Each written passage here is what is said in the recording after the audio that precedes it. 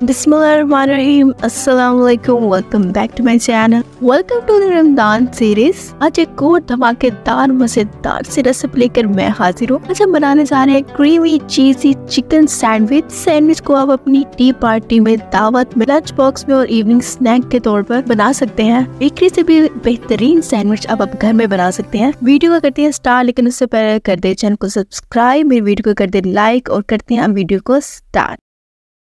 बिस्मिल्लाहिर्रहमानिर्रहीम। सबसे पहले हम पैन में 4 टेबलस्पून ऑयल ऐड करेंगे। हाफ कप इसमें अनियन ऐड करेंगे। हाफ कप इसमें शिमला मिर्च ऐड करेंगे। हाफ कप इसमें कैरेट ऐड करेंगे और हाफ कप इसमें कैबेज ऐड कर देंगे और इसे अच्छे से मिक्स कर देंगे। इसके बाद इसमें बॉइल्ड चिकन ऐड करेंगे। हाफ कप आपने कर देना मिक्स और आप कलर देख सकते हैं कितने खूबसूरत लग रहे हैं। 1 टीस्पून इसमें सॉल्ट ऐड कर देना है। 1 टीस्पून इसमें ब्लैक पेपर ऐड कर देना है। 1 टीस्पून आपने इसमें ऑयस्टर सॉस ऐड कर देना। अगर आपके पास नहीं है तो आप स्किप कर सकते हैं। 1 टेबलस्पून सोया सॉस और 2 टेबलस्पून चिली सॉस में ऐड कर देना है। इनसे चिकन सैंडविच का टेस्ट और भी ज्यादा मजेदार बनेगा। अब आपने यहाँ पर 3 टेबलस्पून क्रीम ऐड कर देनी है। हमारा क्रीमी सैंडविच बनेगा। अभी तक आपने मेरी वीडियो को लाइक नहीं किया तो किस चीज का इंतजार है, मेरी वीडियो को लाइक कर दें और चैनल को भी सब्सक्राइब कर दें। क्रीम ऐड करने के बाद हम इसे अच्छे से मिक्स कर लेंगे।